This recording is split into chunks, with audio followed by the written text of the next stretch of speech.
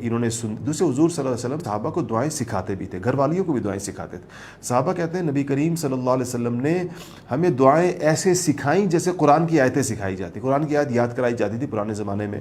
وہ تو نہیں ہوتے تھے نا لکھے ہوئے مصحف، تو سامنے نہیں ہوتے تھے سب کے، تو زبانی یاد کرانے کا نظام تھا.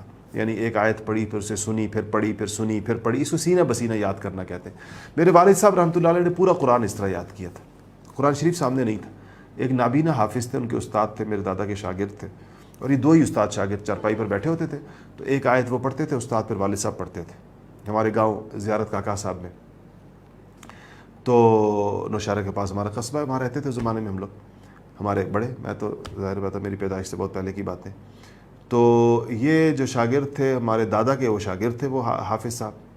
اور والد صاحب کہتے ہیں کہ وہ ہمارے ساتھ بیٹھے رہتے تھے سارا دن، اور ہمیں ایک آیت وہ پڑھتے، پھر ہم پڑھتے، پھر ہم ان کو وہ پڑھتے. اتنی دفعہ ہمیں کہلواتے کہ ہمیں یاد ہو جائے، پھر ہم اس کو پھیرے دیتے رہتے. تو بڑا عجیب طریقہ تھا وہ. اس کا میں آپ کو بتاتا ہوں، شاید کسی کے کام آ جائے. مجھے بہت کہہ دیتے کہ اس طریقے سے یاد کرنا چاہیے، کبھی بھولتا نہیں. اور ان کو اتنا پکا قرآن یاد تھا والد صاحب رحمۃ اللہ علیہ کو، اتنا پکا. میں نے اپنی زندگی میں ان سے زیادہ پکا حافظ نہیں دیکھا. مجھے مدت تو بھول گئی، غالباً 30 سال فرمایا یا 40 سال فرمایا. مجھے کہا کہ 40 سال ہو گئے میں نے کبھی قرآن شریف کھول کے نہیں دیکھا.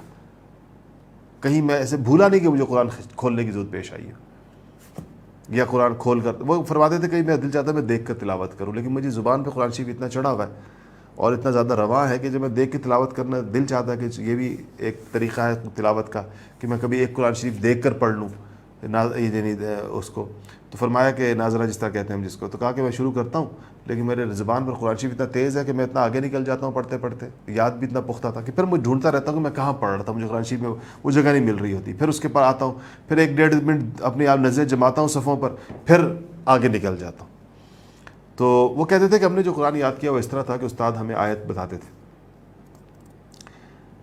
مثلا الف لام میم ذالک الکتاب لا ریب فیہ، آیت بتائی. ہم نے کہا الف لام میم ذالک الکتاب لا ریب فیہ. تو استاد نے کئی دفعہ کہلوائی، اتنی کہلوائی کہ ہماری زبان پر آیت جاری ہو گئی. آیت یا 2-3-4 آیتیں ملا کر سبق جس کو کہنا چاہیے، سبق دے دیا استاد نے. اس طرح وہ کئی آیتیں بھی ہو سکتی ہیں، شروع میں کم ہوتی ہیں بعد میں بڑھ جاتی ہیں. تو فرماتے تھے اس کے بعد وہ ہمیں کہتے تھے کہ اب تم ان آیتوں کو جب یاد تمہیں ہو گئی، کہلانے زبانی بات چل رہی ہے، تو اس کا مطلب ہے کہ جب یاد ہو گئی، استاد نے یاد کرا دی اپنے سامنے بٹھا کر، کہلوا دی. اب ہم 4-5 آیتیں خود سے پڑھ سکتے ہیں بغیر دیکھے ہوئے. دیکھنے کا تو ویسے ہی سوال نہیں، مصحف ہے ہی نہیں درمیان میں، استاد ویسے ہی نابینا ہے. تو پھر اب استاد کہتے ہیں کہ تسبیح لو اور اس سبق کو جو تم نے چند آیتیں آج لی ہیں اس کو 100 پھیرے دو زبانی. تو کہتے ہیں ہم تسبیح لے کر اس سبق کو جتنی بھی آیتیں ہوتی تھی 100 پھیرے دیتے تھے. 100 پھیرے پورے تو استاد کو آ کر سنا دیا. وہ تو سنا تو 100 پھیرے سے پہلے بھی رہے تھے، لیکن اب تو 100 پھیرے اس کو دلوائے تاکہ وہ نقش ہو جائے دل کے اوپر. پھر کہتے ہیں اگلا سبق بھی اسی طرح 100 پھیرے. پھر ان دونوں سبقوں کو چونکہ الگ الگ 100 پھیرے دیے ہیں تو ان دونوں کو کنیکٹ بھی کرنا ہوتا ہے آپس میں. تو کہا دونوں کو ملا کر ہم 50 پھیرے دیتے تھے. تو آپ سوچیں کہ 100 پھیرے اس کو پڑھ گئے، 100 اگلے سبق کو پڑھ گئے، دونوں کو ملا کر، دونوں سبقوں کو ملا کر 50 دیے، تو گویا ہر سبق کو 150 پھیرا پڑ گیا.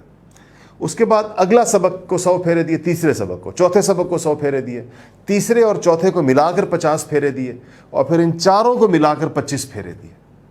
یہ 4 کا سیٹ بن گیا. ایسے ہی 4 کا اگلا سیٹ بنا دیا، 100 پھر یعنی 4 ہی ہو گئے. 5ویں چھٹے کو 100 ملا کر 50، 7ویں 8ویں کو 100 ملا کر 50، پھر 5ویں چھٹے 7ویں 8ویں کو ملا کر 25، پھر پہلے سے لے کر 8ویں تک ان سب کو ملا کر 13 پھیرے. یعنی ہر دفعہ پھیرے آدھے کر دیتے.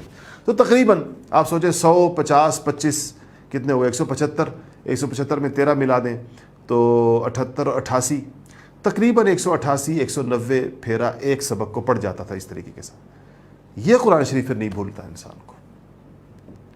یہ ساری عمر ایسے جیسے آپ کے دل کے اوپر تحریر، جب مرضی پڑھیں. الف لام میم سے لے کے والناس تک. والد صاحب رحمۃ اللہ علیہ نے 1 رات کا ختم بھی کیا ہوا تھا جب سردیوں کی لمبی راتیں ہوتی، 3 رات کا ختم بھی کیا تھا. اب 4-5 راتوں کا ختم تو ان کے لیے رمضان کے اندر ایسا تھا جیسے معمول.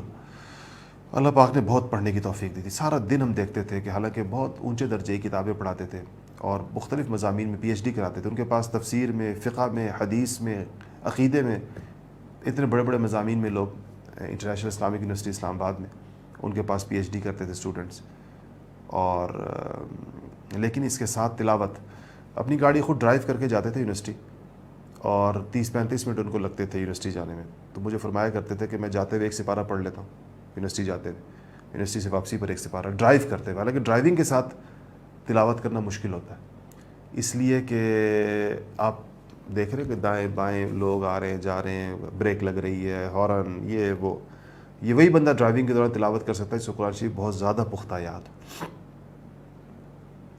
تو فرماتے تھے کہ یہ اس یاد کرنے کی برکت ہے. اللہ تعالیٰ ہم سب کو ایسا قرآن یاد نصیب فرما دے. بہت بڑی چیز ہے قرآن کے ساتھ جس کا دل لگ جائے, اس دنیا میں کسی اور چیز کی ضرورت نہیں رہ جاتی.